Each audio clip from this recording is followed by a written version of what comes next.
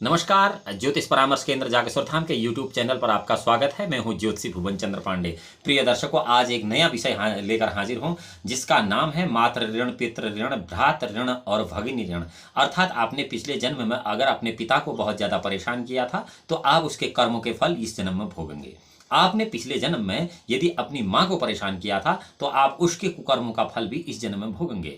यदि आपने पिछले जन्म में अपने भाई को परेशान किया था या उसको बहुत ज्यादा टॉर्चर किया था तो उसके परिणाम भी आप इस जन्म में भुगतेंगे।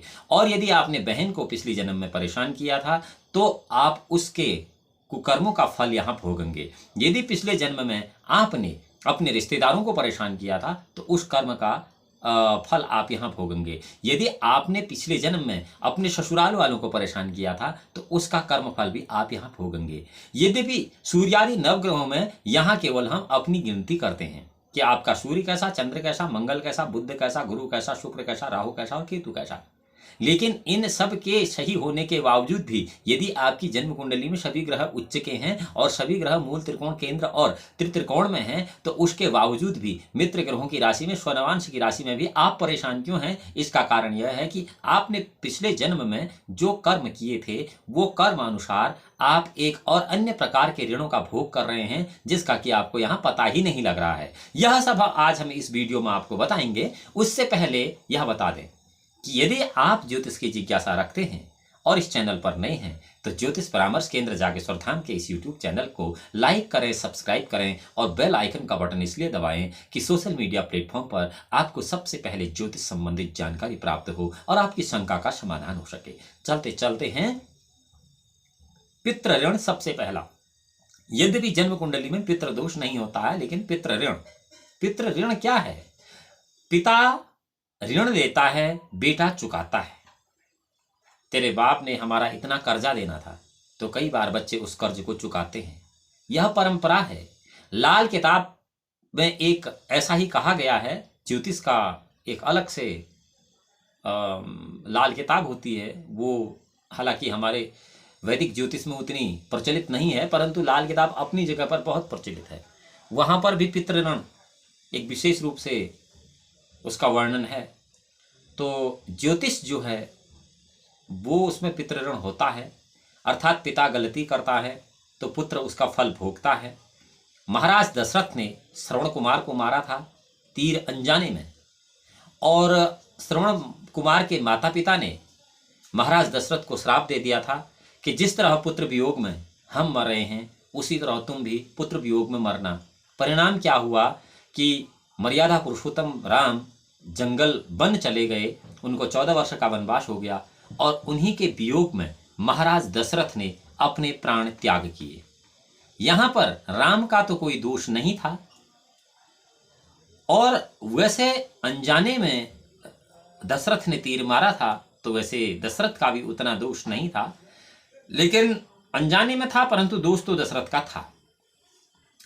पर राम का कोई दोष नहीं था। उन्हें वन के कष्ट क्यों सहने पड़े? अपने पिता के दोष पर। वो पिता के दोष उनके किस प्रकार आए? देव दानव गंधर्वा यक्ष राक्षस किन्नरा पीड़यन्ति ग्रह पीड़ापित किंग पुनर्मानवा शनैश्चरण सौदासो नरमांसंग नियोजित रावणांग पीड़ितो राजा नलो भ्रांत अंगाकार विरोधी न राम राष्ट्र निरोधित। अर्थात महाराज दशरथ के किए गए पापों से मर्यादा पुरुषोत्तम राम की जन्म कुंडली में मंगल कमजोर हो गया और उसी मंगल के कमजोर होने से भगवान राम को 14 वर्ष का वनवास होना निश्चित हो गया।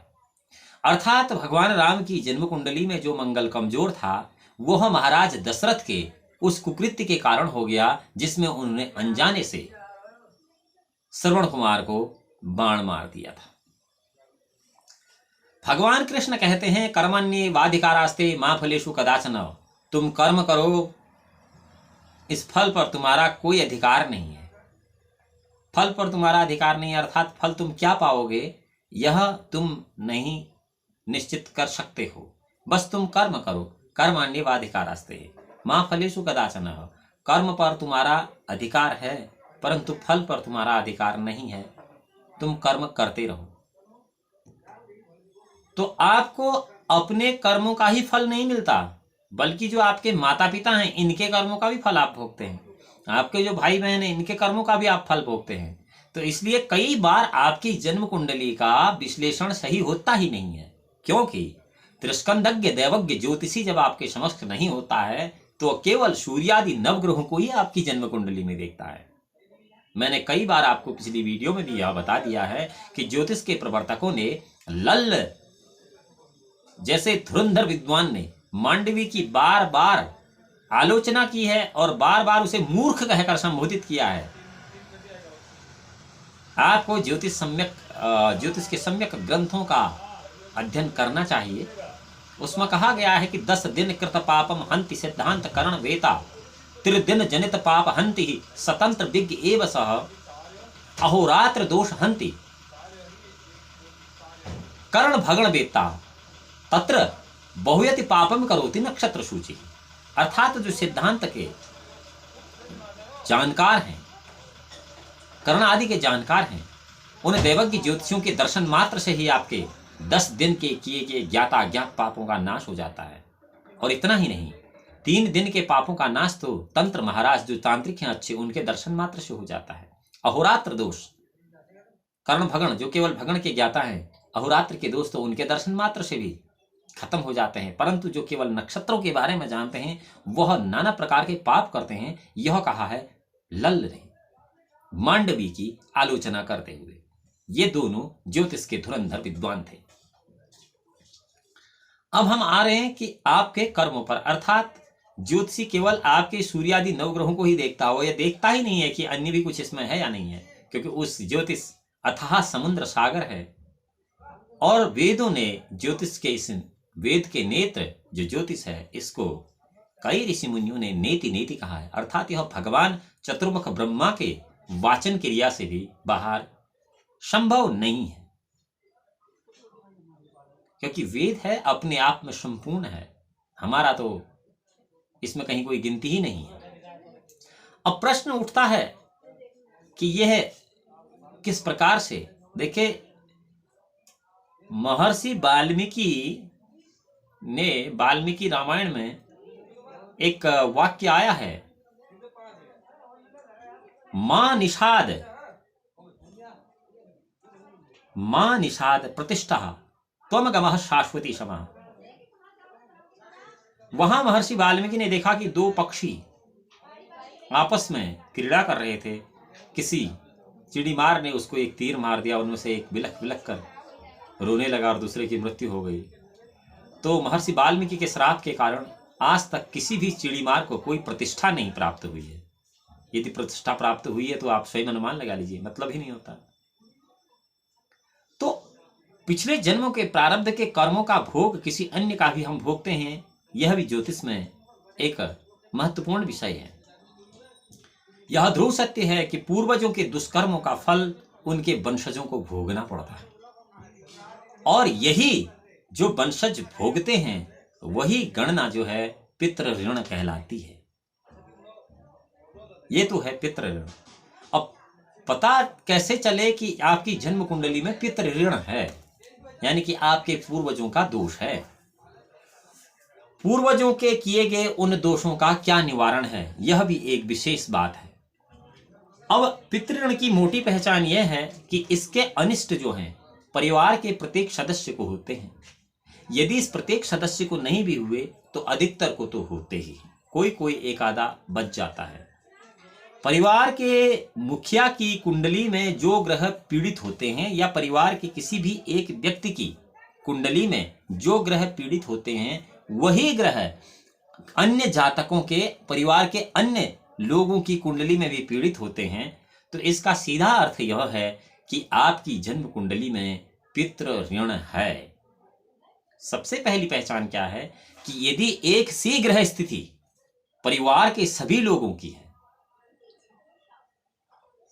माता पिता भाई बहन सबकी स्थिति एक सी है, तो इसका अर्थ यह है कि आपको पितृ ऋण है, अर्थात आपके पूर्वजों ने कुछ गलत काम किए हैं। अब यह कौन से गलत काम हैं और इनको कैसे ठीक किया जा सकता है, इस पितृ ऋण को कैसे चुकता किया जा सकता है, इसमें सबसे पहले तो यह देखना है कि जिस ग्रह का जो कारकत्व घर है, किसी भी ग्रह का जो कारक भाव है, मान लिया सूर्य को ही आप ले लें, सूर्य का जो कारक भाव है वो कौन सा है, या आप चंद्रमा को ले लें, चंद्रमा का कारक भाव कौन सा है वो आप देख लें, और शुक्र का कारक भाव शुक्र को ले लें, या फिर शनि को ले लें, कौन किसका कारक भाव। उदाहरण के लिए शनि का कारक भाव सप्तम होता है, यानी कि सप्तम भाव में शनि बली होता है। अगर कोई ग्रह अपने कारक भाव में शत्रु ग्रह के साथ बैठा है तो इसका सीधा अर्थ यह है कि आप पितृ ऋण से पीड़ित हैं। उदाहरण के लिए एक कुंडली में आपको बताता हूं जिसमें गुरु स्वग्रही होगा अपने चौथे भाव में, यानी कि उच्च का होगा, और वहीं शुक्र बैठा होगा जो कि गुरु का शत्रु होगा, इसलिए शुक्र गुरु से पीड़ित होगा।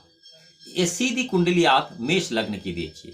मेष लग्न की कुंडली में मेष वृष मिथुन कर्क चौथे भाव में कर्क राशि आएगी, जो कर्क राशि गुरु की उच्च राशि होगी। इसको गुरु की स्वराशि कहा जाता है, स्वग्रही कह सकते हैं। अब जब कर्क राशि में गुरु बैठा होगा चौथे भाव में, और अगर वहीं पर शुक्र बैठा है जो कि गुरु का शत्रु है, तो इसलिए इसमें माना जाएगा कि शुक्र से गुरु पीड़ित है। इस कुंडली में, मेष लग्न की कुंडली में ही चौथे भाव में शनि और केतु अगर बैठ जाए, मेष लग्न की कुंडली में चौथे भाव में शनि और केतु बैठ जाएं, तो चौथा घर चंद्रमा का घर है, शनि और केतु उसके शत्रु हैं। शनि और केतु उसके शत्रु हैं। चंद्रमा स्वयं अपने घर से दूर 10वें घर में अगर बैठा होगा तो यह शनि और केतु से पीड़ित होगा। इस प्रकार इसी कुंडली में गुरु और चंद्र दोनों पीड़ित हो जाएंगे।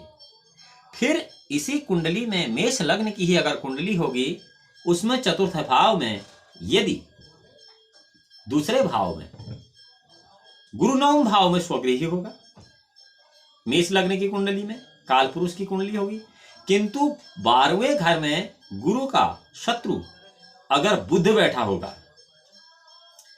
तो ये बारी भी गुरु का ही होगा। गुरु 9वें और 12वें भाव का स्वामी होगा, इसलिए बुध जो है गुरु से पीड़ित होगा।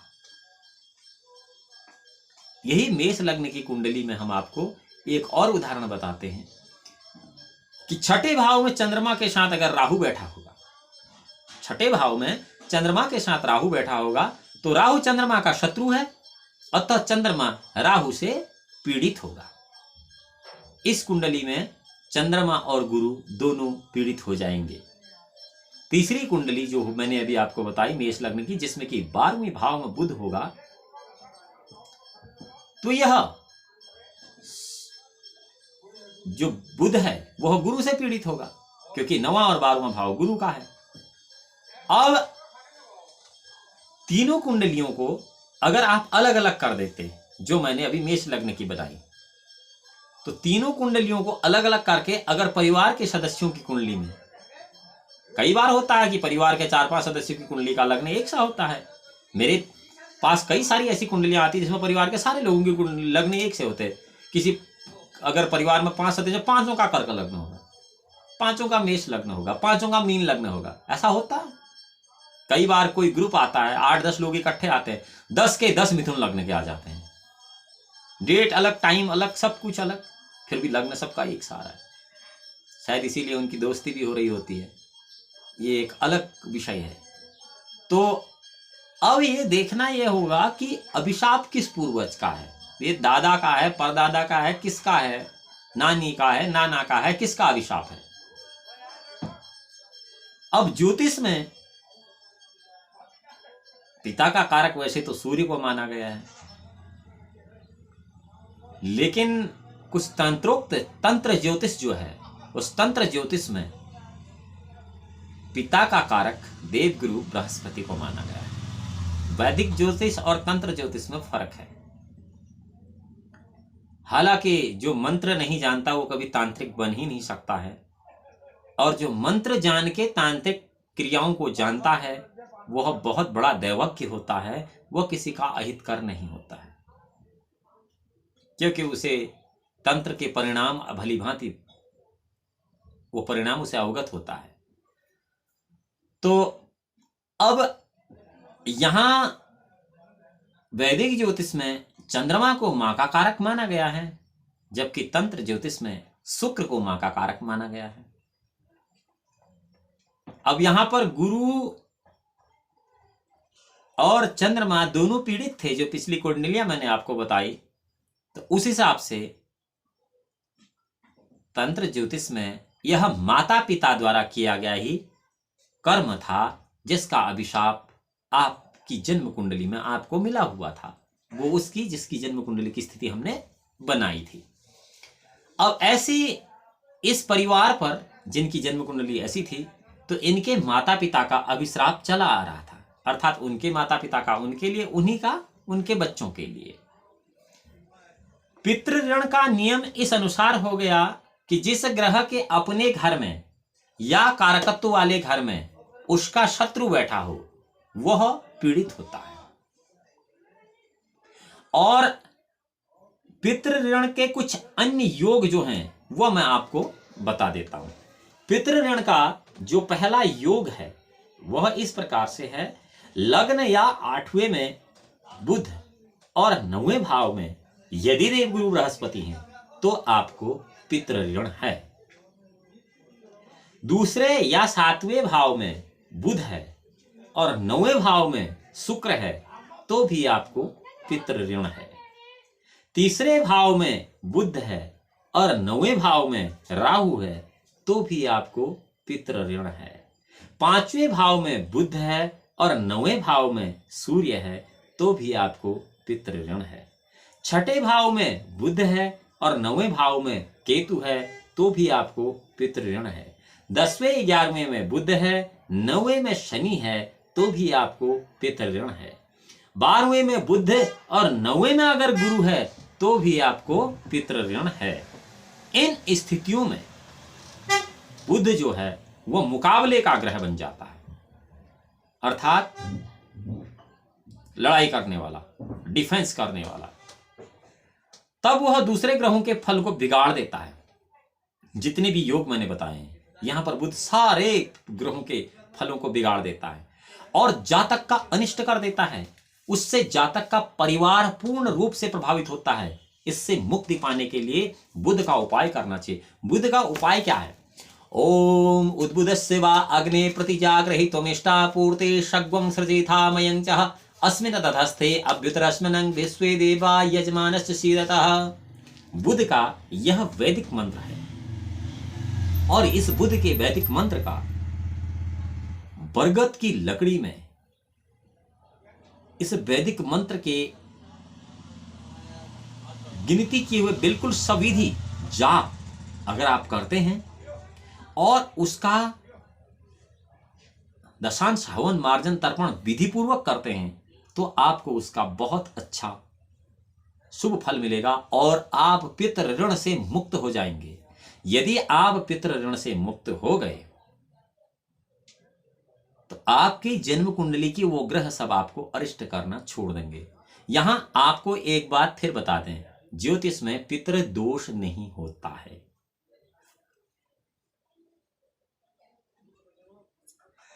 अब देवगुरु बृहस्पति से पितृ ऋण को आप कैसे पता करेंगे कि आपकी जन्म कुंडली में देवगुरु बृहस्पति का ही पितृ ऋण है? गुरु अगर किसी एक केंद्र स्थान में है और शनि दूसरे भाव में है तो समझिए कि बृहस्पति का पितृ ऋण है। गुरु अगर किसी केंद्र भाव में 1, 4, 7, 10 भाव में है और शुक्र पंचम भाव में है तो भी बृहस्पति का पितृ ऋण है। गुरु अगर किसी भी केंद्र में है, बुध 9वें भाव में है, गुरु यानी कि 1, 4, 7, 10 कहीं भी है और 9वें भाव में बुध है तो भी देवगुरु बृहस्पति का पितृ ऋण है। गुरु अगर किसी एक केंद्र में है 1, 4, 7, 10 में और 12वें भाव में राहु है तो भी बृहस्पति का पितृ ऋण है। गुरु अगर किसी एक केंद्र में है, बुध शुक्र 3 या 6 भाव में है तब भी बृहस्पति का पितृ ऋण है। गुरु केंद्र में और शनि तीसरे या छठे में है तो भी बृहस्पति का पितृ ऋण उस जातक की जन्म कुंडली में होता है, जिनकी जन्म कुंडली में इस तरह की ग्रह स्थिति होती है। उपरोक्त ग्रह स्थिति जो मैंने आपको बताई है, इसमें पितृ ऋण योग बनाने में मुख्य भूमिका देवगुरु बृहस्पति की है। गुरु केंद्र में शनि दूसरे भाव में, गुरु केंद्र में शुक्र 5 में, गुरु केंद्र में बुध 9 में, गुरु केंद्र में राहु 12 में, गुरु केंद्र में बुध शुक्र 3-6 में, गुरु केंद्र में शनि 3-6 में। ये सब देवगुरु बृहस्पति 1, 4, 7, 10 भाव में अगर हैं तो यहां पर इन ग्रहों के साथ शनि 2 में, शुक्र 5 में, बुध 9 में, राहु 12 में, शुक्र शनि 3 या 6 में है, तो ऐसे में गुरु से बनने वाला पितृ ऋण होता है। मुख्य भूमिका यहां पर देवगुरु बृहस्पति की है। अतः गुरु का उपचार करने से यहां पर इस पितृ ऋण से मुक्ति मिलती है और इसका उपाय है ओम बृहस्पति अतियदर्यो अरहात् धूमध्वात् कर्तमंजनेषु यदिच्छवसरित प्रजात तदमास्त्रवं थे चित्रम। इस मंत्र का जाप, इसका दशांश हवन मार्जन तर्पण सविधि करना चाहिए। बार बार सविधि की बात इसलिए कहता हूँ, अगर विधि पूर्वक नहीं करेंगे केवल समय और पैसे की बर्बादी होगी, इससे तो नहीं करने में ही फायदा है। अब अन्य ग्रहों से जो पितृ ऋण है आपकी जन्म कुंडली में, वह कैसे पता लगेगा? राहु केतु या शुक्र 5वें भाव में है, सूर्य पहले और 11वें भाव में न हो। राहु केतु या शुक्र 5वें भाव में हो, सूर्य 1 या 11 में नहीं है, तो अन्य ग्रहों से पितृ ऋण होता है। बुध शुक्र शनि 4थे भाव में हो, चंद्रमा 4 के अतिरिक्त कहीं भी हो तो भी किसी ग्रह का पितृ ऋण अवश्य होता है। बुध और केतु 1 या 8 में हो, मंगल 7वें में न हो तो भी अन्य ग्रहों का पितृ ऋण होता है।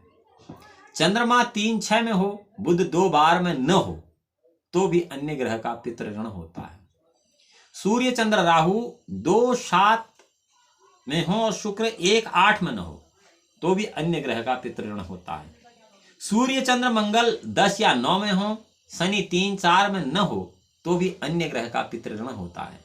और राहु 6 के अतिरिक्त कहीं भी हो और सूर्य शुक्र था मंगल 12वें में हो तो भी अतिरिक्त ग्रह का पितृ ऋण अवश्य होता है। अब आपको बता दें कि अगर 8 में केतु, 2 में सूर्य नहीं है, 8 में केतु, 2 में सूर्य नहीं है, चंद्र मंगल 6 में है, तो इन योगों में क्रमशः सूर्य चंद्र मंगल बुध गुरु शुक्र शनि राहु केतु पीड़ित हो जाते हैं, अपने आप सारे ग्रह पीड़ित हो जाते हैं। अब इनमें विशेष क्या है कि उपरोक्त ग्रह योग जो मैंने आपको बताए हैं, ये इनके अतिरिक्त 2, 5, 9, 12 भाव में पीड़ित जो भी है वह पितृ ऋण ही होता है, अन्यथा ऐसी ग्रह स्थिति नहीं होती है। अब इसके अलावा एक चीज होती है स्वर्ण दोष, यानी कि अपना भी ऋण होता है। अब यह स्वर्ण दोष क्या है? नास्तिकता के कारण जातक स्वयं पुरानी परंपराओं रीतियों को अंधविश्वास मानता है और उसकी उपेक्षा करने में प्रवृत्ति रखता है, तो इसको स्वर्ण दोष कहते हैं। अर्थात हमारे माता पिता ने जो कुछ ऐसी जो दूसरे के लिए घातक नहीं थी, बल्कि कुछ ऐसी परंपराएं थी जिनको हमारे जन्मों से हमारे माता पिता दादा दादी करते आ रहे थे, उसे अगर हमने नहीं निभाया तो उसे स्वर्ण दोष कहते हैं। वो स्वर्ण दोष भी कुंडली में जागृत होता है। एक ग्रह का संकेत क्या है? What is the indication of this स्वर्ण दोष? इसका क्या संकेत है? 5वें भाव में शुक्र या पापी ग्रह हो तो सूर्य पीड़ित हो जाता है। इसकी निशानी है घर में जमीन के नीचे अग्निकुंड हो या आकाश की तरफ छत से रोशनी आने के रास्ते आम हैं, तो यूं समझिए कि स्वर्ण दोष है। आप ऐसे घर में पैदा हो रहे हैं, आपको पता नहीं था कि हम कहां पैदा हो, हमें खुद नहीं मालूम कहां पैदा होना है किसी को। हम किस घर में पैदा हो जाए हमें क्या पता, कौन आदमी किस घर में पैदा हो जाए उसे पता तो नहीं होता ना। तो यही संकेत होते हैं स्वर्ण दोष के। अनिष्ट फल क्या है? जातक पहले उन्नति के शिखर पर पहुंच जाता है, धन संचित करता है, मान प्रतिष्ठा प्राप्त करता है, फिर अचानक सब कुछ डुबा देता है। यह स्वर्ण दोष है। सारा धन खर्च हो जाता है या खो जाता है या चोरी चला जाता है, मान प्रतिष्ठा मिट्टी में मिल जाती है। ऐसी स्थिति तब आती है जब स्वर्ण दोष अपनी चरम सीमा पर हो। कुछ लोग ऐसे होते हैं जो पशुपालक होते हैं, उनकी पशुओं को बहुत नुकसान होता है, ऐसे में शरीर बहुत बुरी तरह प्रभावित हो जाता है, अंग अकड़ जाते हैं, हिलने डुलने में कठिनाई होती है, मुंह में हर समय थूक आता है। यह भी स्वर्ण दोष का एक बहुत बड़ा कारण है। अगर किसी आदमी के मुंह में बार बार थूक आता तो यह स्वर्ण दोष है। सूर्य का यज्ञ करें, कुंड में जहां तक रक्त का संबंध है वहां तक सभी से यज्ञ का खर्च बराबर वसूल करें। ऐसा करने पर स्वर्ण से मुक्ति होती है। और जब भी कोई कार्य आरंभ करें तो थोड़ा मीठा मुंह डालकर एक घूंट पानी पीने के बाद ही करें।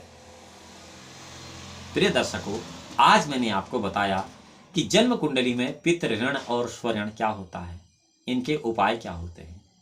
पहले तो मैं आपको उपाय बता चुका हूं, फिर भी मैं आपको बता दूं कि पितृ ऋण और स्वर्ण के जो पहले मैंने आपको बुध और बृहस्पति के उपाय बताए हैं, इनसे अगर आप इन सबको नहीं कर सकते हैं तो आपको एक अकेला ऐसा उपाय बता देते हैं जिससे कि आप इस पितृ ऋण से मुक्त होकर आनंदमय जीवन बिताएंगे। वो है ओम आकृष्णेन रजसा व्रतमानो निवेशन्नमृतमृत्यं च हिरण्येन सवेतारथेन देवो याति भुवनानि पश्यन्नः।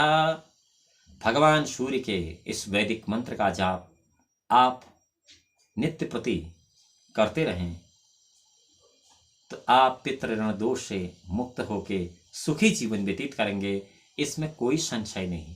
प्रिय दर्शकों, अगली वीडियो में हम आपसे मिलेंगे जहां पर आपको बताएंगे मातृ ऋण, भगिनी ऋण और भ्रातृ ऋण, अर्थात माँ, भाई और बहन का ऋण क्या होता है। अगली वीडियो में जब तक हम आपसे मिलते हैं तब तक के लिए भगवान भोलेनाथ आपका परम कल्याण करें। तब तक नमस्कार।